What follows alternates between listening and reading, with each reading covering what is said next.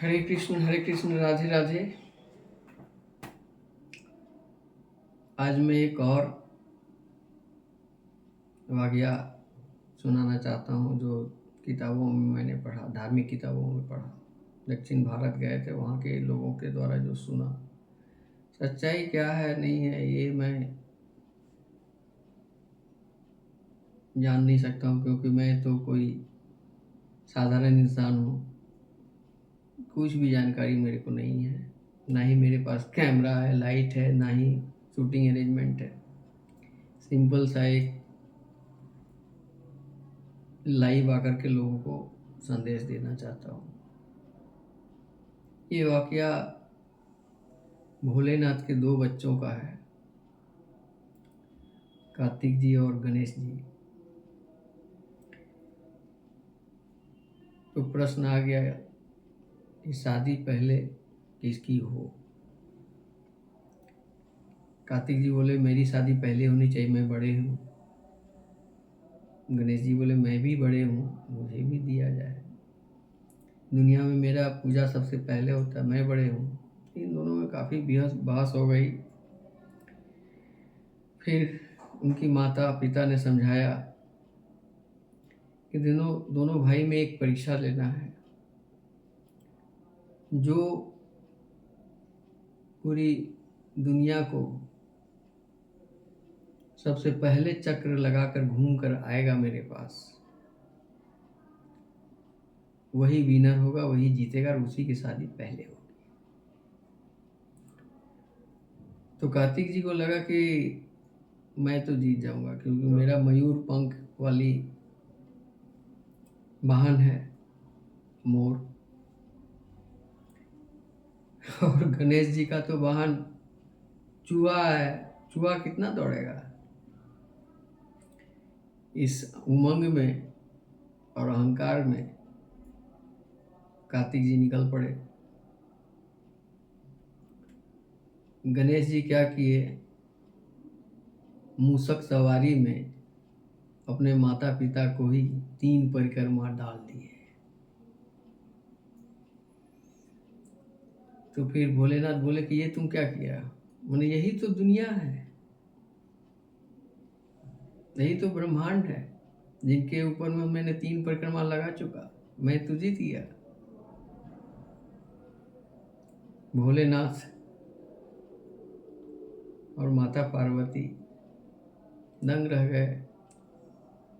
बुद्धिमानों में बुद्धिमान तो गणेश जी हैं ही। मन ही मन मुस्काए और जिस प्रकार जवान दिए थे उनकी शादी हो गई गणेश जी का। जब कार्तिक जी लौट कर आए भ्रमण करके, तो देखते हैं कि गणेश जी की शादी हो चुकी है। पूरी वाकया सुनने के बाद उनको बहुत गुस्सा क्रोध आया। एक्चुअली में वही होता है, जो इंसान घमंड में रहता है अगर वो टूट जाए तो उनको गुस्सा आना निश्चित है, कोई नहीं टाल सकता है। फुल फेज में जो आदमी सोचता है कि ये मेरा हो के रहेगा, उसे क्या पता कि सब कुछ तुम्हारे हाथ में नहीं है, ऊपर वाले के हाथ में सब कुछ होता है। जो भी हो, कार्तिक जी इतना गुस्सा में आ गए कि वहां से वो चल दिए। दक्षिण भारत के एक पहाड़ के पास में आकर रुके। तो फिर उनके पीछे पीछे उनकी माता पार्वती दौड़ती हुई चली आई। और वहीं पर गणेश जी स्थापित हो गए थे। वहां पर आने के बाद वही माँ पार्वती मल्लिका के रूप में स्थापित हुए। फिर भोलेनाथ भी दौड़ते हुए आ गए। पत्नी बेटे के बिना तो उनको भी मन नहीं लगा वहाँ कैलाश पर्वत पर। वो भी आए और अर्जुन के नाम से शिवलिंग वहाँ पर स्थापित हो गया।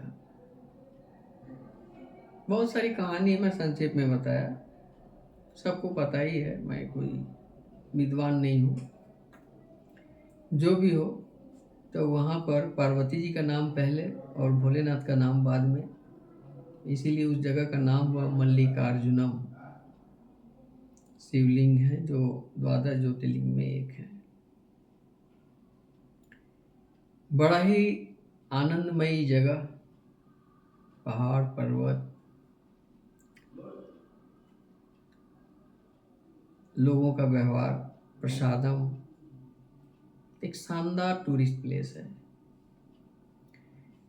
मैं आपको आदेश तो नहीं दे सकता, पर एक सुझाव दे सकता हूँ कि जिंदगी में अगर वक्त मिले तो मल्लिकार्जुनम का दर्शन करें। वहाँ भी बड़ा शांति मिलता है। तो गणेश जी का भाई कार्तिक जी वहाँ पर जब चले आए थे, पीछे पीछे गणेश जी भी आ गए थे। गणेश जी का भी एक वहाँ भी मंदिर बना है दक्षिण भारत में, जो काफ़ी पूजा किया जाता है।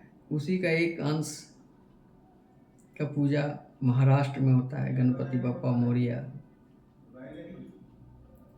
और गणपति का जो पूजा पाठ करते हैं वो काफ़ी मालामाल हो जाते हैं।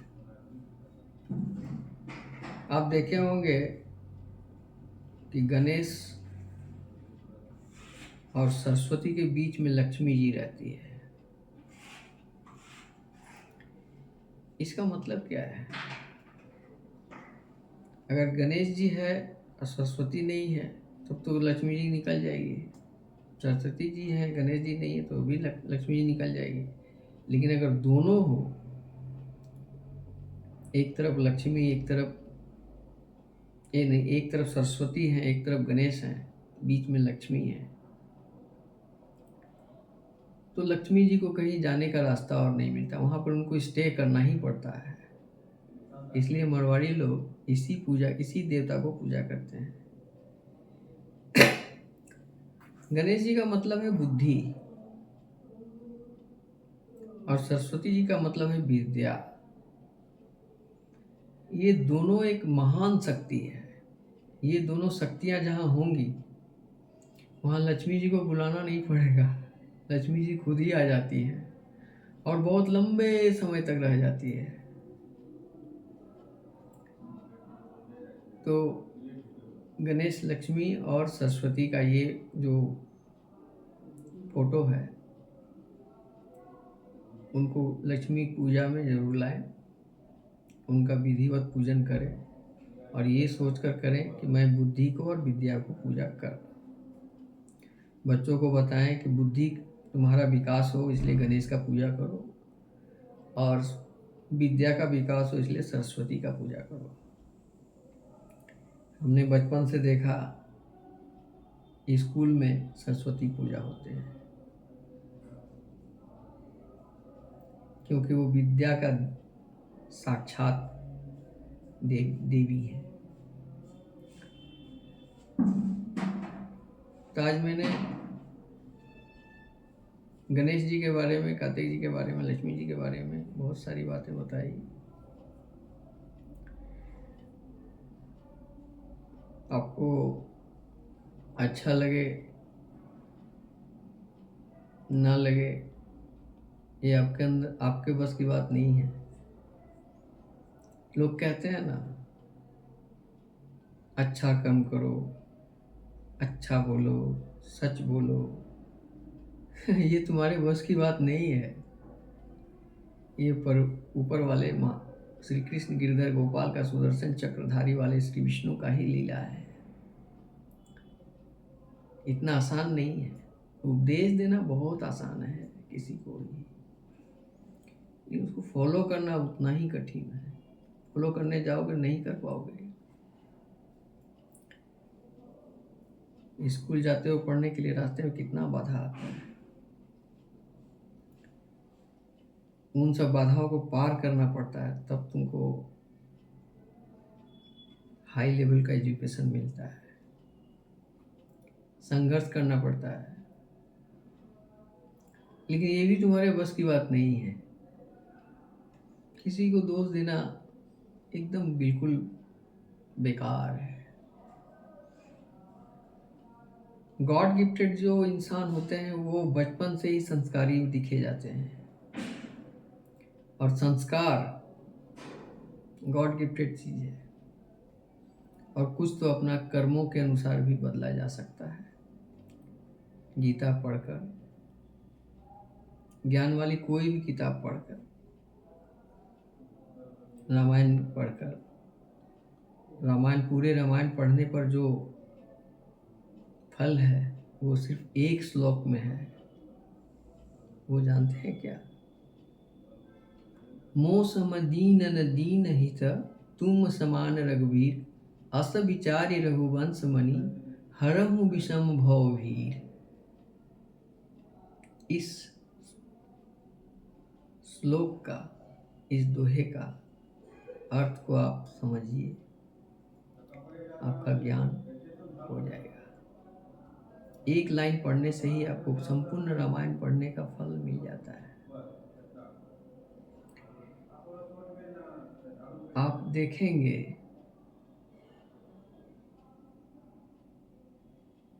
कि सतो गुण वाले जो लोग होते हैं, सुबह उठते ही जय श्री राम राम राम हरे हरे करके ही उठते हैं। दिनचर्या उनका अच्छी तरह से बीतती है। आशा करता हूँ आपको ये वाकया, ये बातचीत, ये सुझाव, ये जो भी समझिए, आपको अच्छा ही लगेगा। आज के लिए इतना ही। हरे कृष्ण कृष्ण कृष्ण हरे हरे, हरे राम राम राम हरे हरे।